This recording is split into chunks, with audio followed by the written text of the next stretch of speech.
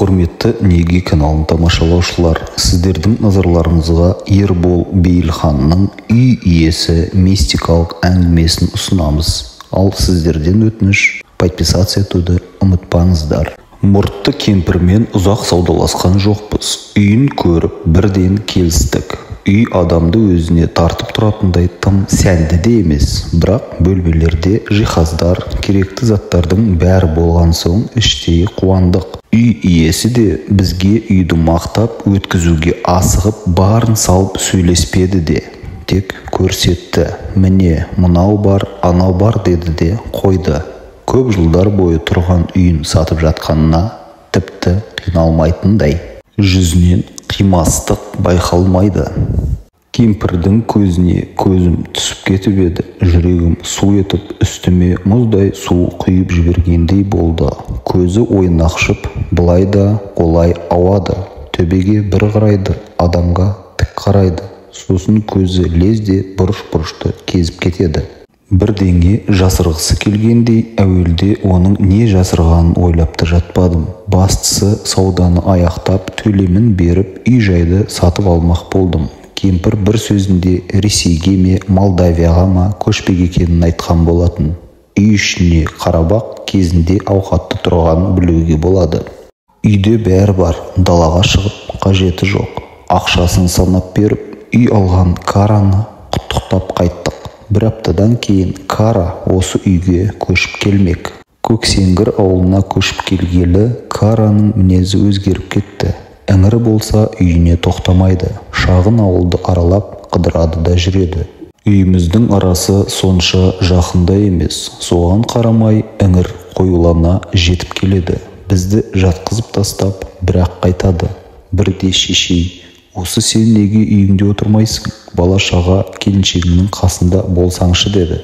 Іңір түссе үйге отырғым келмейді, алағызып тұрамын. Түн болса тақымым ашылады, жүре бергім келеді, ұйықтасам жаман түс көремін. Жаңа үйге келгелі неше түрлі елес қаумалап маған маза бермей жүр деген еді. Біз ол кезде Караның сөзіне мән бермедік, әзіл деп ойладық. Шешей, ертең үйлеріңді аластайын деген. Жаспыз ғой, күлгенбіз. Қыстың бір боранды суық күні көрші ауылға барып қайтқан Кара адасып кетіп қайтыс болды. Арқаның ақ боранында бұндай жағдай көп кездеседі. Бұл оқиға бәрімізге ауыр тиді, есеңгіреп қалдық. Шиттей балалары жары қалды. Маған ауыр тиген сондай, бірнеше жыл өз-өзіме келе алмай жүрдім. Кара менің бір шаңырақта егіз қозыдай бірге өскен жан бауырым. Екеуміз өте тату едік. Үлкендер, екеуің бала болып, бір төбелесіп, тіпті ренжісіп көрген жоқсыңдар деп отыратын. Кара ақ көңіл, ақ жарқын, ұзын бойлы, қара торы жігіт болатын. Ол шапшаң қимылдап, тез жүретін, істің ығын, сөздің жөнін білетін, өнерге жақын азамат болды. Көпшіл, туысшыл, турашыл болды. Сондай азаматтан айырылу кімге оңай тисін? Балалық шағымның естеліктерін тек сонымен бөлісетін едім. Өйткені біз бір-біріміздің балалық шағымыздың куәсі едік. Менің кейбір бұзықтығымды ол білетін, оның қызықты іс-әрекеттерін мен айтып отыратынмын. Карамен бірге менің өмірімнің балалығы өлгендей сезілді. Карамен бірге көмгенде едім. Бүгінде бала кезімді ойға алсам, бірден есіме Кара түсіп, жанымды қайғы шоқтай қариды. Оны ойладым, көп ойладым. Не деген мағынасыз өлім еді. Жолға шығып кетеді де жоғалады. Мәңгілікке жоғалады. Егіздей болған соң, онымен бірге менің де жарты қуанышым, жарты шаттығым кеткендей болды. Караны жер қойнына тапсырғаннан кейін, оның жары мен балаларын жалғызсыратпайық деген ниетпен үйіне біз бардық. Жарым кішкентай қызыммен. Басында келімді-кетімді адамдар көп болғандықтан ештеңе байқамадық. Мұртты кемпірден сатып алған үйдің тылсым құпиясы кейін ашыла бастады. Сатып алар сәтте кемпірдің не жасырғанын қалайша білмедік. Таңертең жұмысқа кетеміз, кешке келеміз. Үйде баламен жолдасым қалатын. Бұрын таныстарымыз айтатын тылсым құбылыстарды мен жарымнан ести бастадым. Яғни адам сенгісіз жағдайлар. Ол бірде бұл үйде біреудің жүретінін, біз кете салысымен есікті ашып жауып, кіріп шығып жүретінін айтты. Онша мән бермедік. Ол Осы сендер жұмысқа кеткен соң бірдеңелеріңді ұмытып кетесіңдер ме, неге күнде қайта келесіңдер деп сұрады. Біз ешқашан қайтадан үйге келмейтінімізді айттық. Онда есікті ашып жауып кім жүріп жүреді десін. Таңырқап, аңтарылып қалдық. Оның да жүзінен таң қалған кейіпті байқадым. Үйге кіріп шығып жүретін біз деп ойлап отырғандай. Бірде ас үйде шай ішіп отырған едік. Ауызғы шағын бөлмеде шкаф тұратын. Үстінде ыдыс-аяқтар орналасқан. Даңғыр-дұңғыр еткен дыбыстар естілді. Тұра жүгірдік. Келсек, ыдыстар жерге домалап жатыр. Жан баласы жоқ. Бір-бірімізге қарап, таң қалып, үрейленіп қалдық. Мынау қалай көрсетті? Шкаф ішіндегі сөрелер орнықсыз беді? Үйдегілер қатты қорықпасын деп сөйлеп жүрмін. Енді бәрімізде күдік, үрей пайда болды. Біз үрейленіп, қорыққан сайын үй иесі ашық айқасқа шыға бастады. Бала күнімізде үлкендер түнделетіп келе жатып, алыстан бір жарықты көрдік, немесе айдалада бір отар қой иесі жайылып жүр екен деген сияқты әңгімелерді айтып отыратын. Біз болсақ осындай тылсыммен үй ішінде бетпе-бет келдік. Бірде Караның келіншегі бесіктегі ұлының беті өзінен өзі ашылып қалғанын айтты. 2-3 рет бейсенбіден жұмаға қараған түні осындай оқиғалар болды.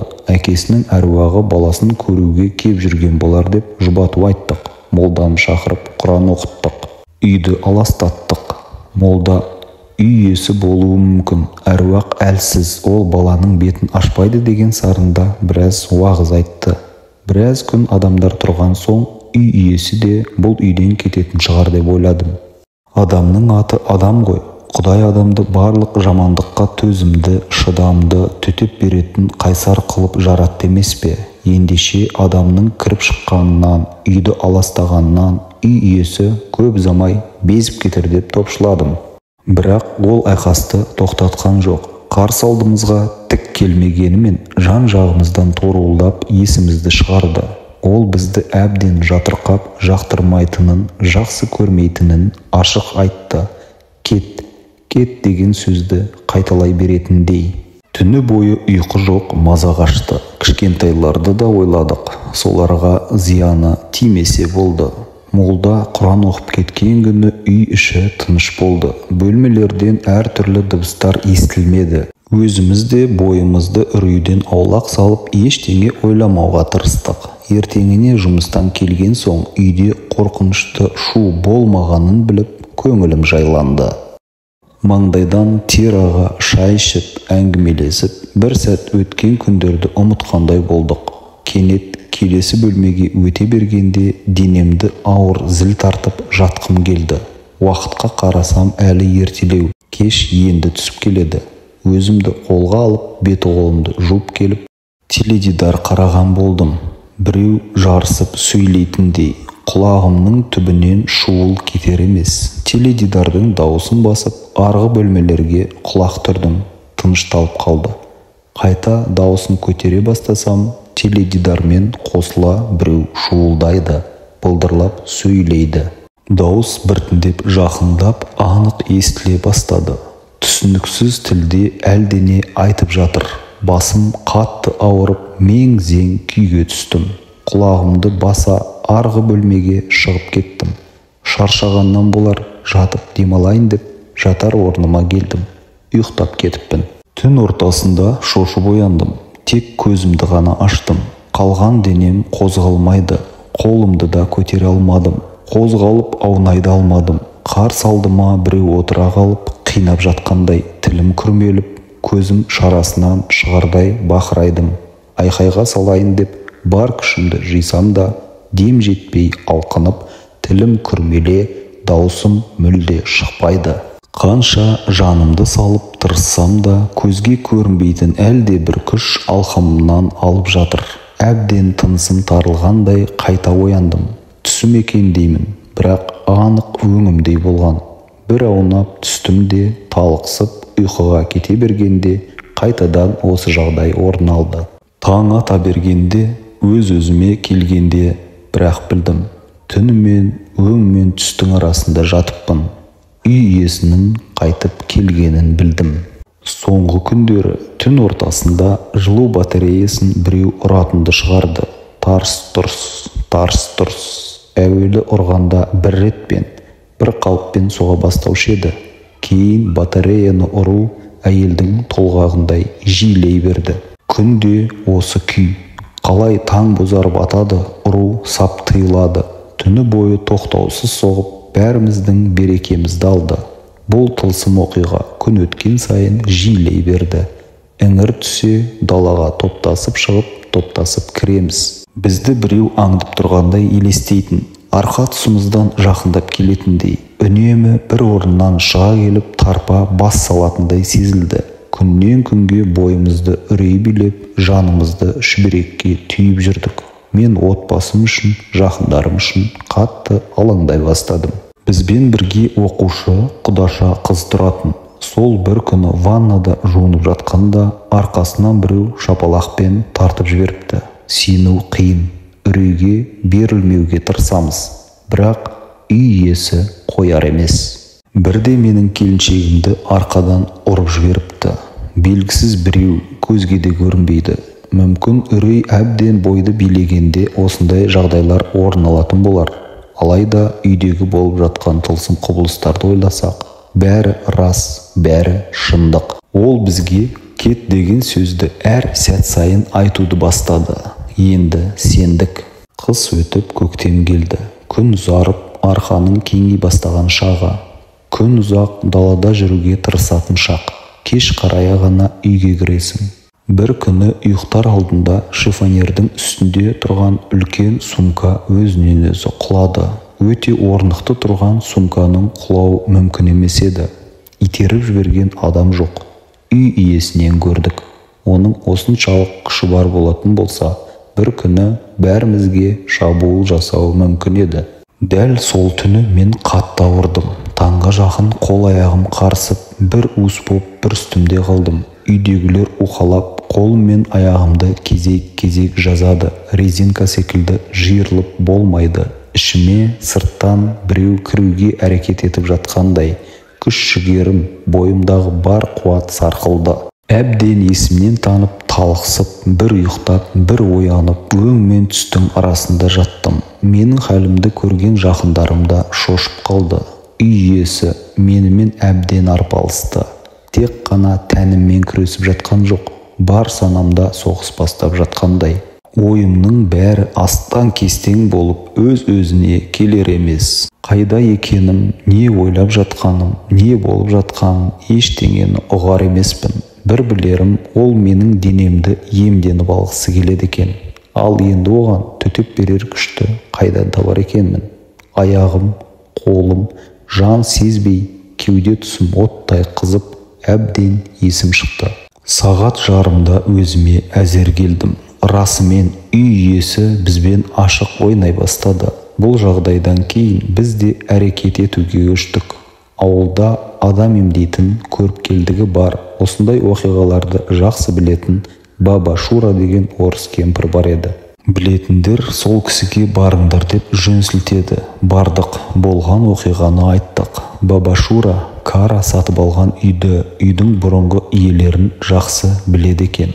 Ол үйдің иелері ауқатты тұрып еді. Үйлерінде қасиетті домовойлары болған. Мен оны өздерімен бірге алып кеткен болар деп едім. Тастап кеткен болды ғой. Бұл домовой кәпір сол үйде көптен орныққан. Мұртты кемпірдің қорғаушысы іспеттес. Сендер бөтен адамсыңдар. Сол себепті сендерді жатырқап үйден қуып шықпақ. Мен онымен сөйлесіп көрейін деді. Көнсе өзіме алып кетемін дегенді де қосты. Апта өтпей Баба Шура апа келді. Үйді аралап, күбірлеп, көрінбейтін жанмен ұзақ сөйлесті. Көзі басқа жаққа ауа қарайды. Ал денесі болса тік, алдында отырған адамға қарай бұрылған. Біз Баба Шураның алдында отырған адамды көре алмадық. Көріпкелде оған тік қарап сөйлеспеді. Көзі ойнақшып, аунақшиды да отырады. Мұртты кемпірдің көзіндей бұрыш-бұрышты кезіп кетеді. Кейін салпылдап сөйлеп, әңгімесін айтып, шай ішіп, қайтып кетті. Үй иесі енді сендерге тиіспейді, менімен де жүрмеді, көнбеді деп кетті. Бір аптадай тыныштық орнады. Ол біздің кім екенімізді, оған зиян тигізбейтінімізді түсінді деп ойладық. Үй иесі бізбен келісімге келуді ойламаған, тек құтылғысы келген. Баба Шура болса, оған бәрін түсіндірді. Енді бізбен де, үймен де шаруасы жоқ. Мұртты кемпірін іздеп кетті деп мәз болдық. Тылсымға толы дүниені енді көз алдымызға келтіргендей күй кешіп жүрдік. Бұған дейін естіген әңгімелер рас екен ғой деп ойлай бастадық. Күндер өтіп жатты. Бірнеше күнде біз үй иесін ұмыттық. Тіпті болмағандай. Үйде болған келеңсіз жағдайлардың бәрі түс секілді көз алдымызда көлбеңдеп жоғалып барады. Санамыздан қорқынышты ойлар бойымыздан үрей кетіп, бәз баяғы қалыпты өмірімізге оралып күн кешіп жаттық. Бір аптадан соң тарсыл мен гүрсіл қайта басталып үдеп кетті. Ас үйде тұрған ыдыстар құлады. Батареяны тарсылдатып ұруда үдеді. Заттарымыз жоғала бастады. Перделер қозғалатын болды. Бұрынғыдай емес, осы жолы үй иесінің ашуы тіптен қатты. Бар күшін салып тарсылдатып, бар ашуын салып заттарды бұрышқа қарай лақтыратын болды. Перделер сықырлаған кезде миымдағы бар талшықтың әр тіннің түбін сілкіп жатқандай естен айыратын. Бізге бір рет ескерткенін, енді бұдан әрі еш аяушылық болмайтынын айтып тұрғандай. Бөлмелердегі барлық ұсақ-түйек заттар қимылдап кетті. Осы оқиғадан кейін келіншегім өз үйімізге қашып кетті. Сол күні менің аяқ-қолым тағы тартылды. Санамда үй иесінің тарсылдатқан дыбыстары жаңғырып, өзі келіп менің кеуде тұсыма шығып алатындай. Бойымды билеген үрей ме, әлде ол ма, білмедім. Мен әйтеуір бар күшімді салып күрестім. Тірестім, оған еріп бермедім. Қанша есімнен танып жатсам да, оның мені қылқындыруына, буындыруына жол бермедім. Өліп қала жаздадым. Сол күні таң ата үйден бәріміз қаштық. Тіпті кейбір заттарымызды да алмадық. Кейін ол үйге ешкім отырмады. Біреулер барып бұзып алды. Біз жоламадық. Ол үйдің иесі тау-тасты кезіп, мұртты кемпірді іздеп кетті ме екен, әлде тағы біреулердің мазасын алып жүр ме, кім білсін, ойлағымда келмейді. Дегенмен ол барлық адамды жақтырмайтын секілді. Оның не үшін адамға жаны қас, әлде адамдағы мықтылықты өзі иемденгісі келе ме? Құдайдың қарғысына ұшыраған шайтан деген мүмкін осы шығар. Ол да жер дүниеде азап пен күн кешіп, ақыретін күтіп жүрген мақұлық қой. Бәлкім қараның ішіне осы жын кіріп кеткен болар. Құрметті Неге каналын тамашалаушылар, сіздердің назарларыңызға ұсынылған әңгіме ұнаса, лайк басып, подписаться етіп отырайық. Әңгімемізді одан әрі жалғастыратын боламыз.